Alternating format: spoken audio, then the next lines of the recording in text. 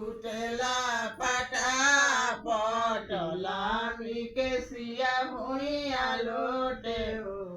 प्रभु जी मरिले पजर बेटा पीरवा त ढगरी न चाहिए ढगरी न चाहिए अपना वचन राम सुने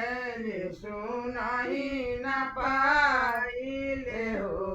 ललना चली बहिनी नय जोधा जहाँ रे बसे ढगरी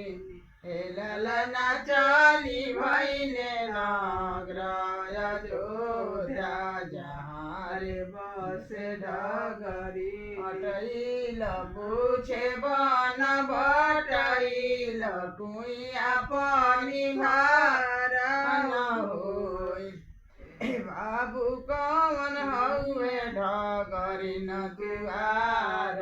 कहाँ रे बसे ढगरी ललना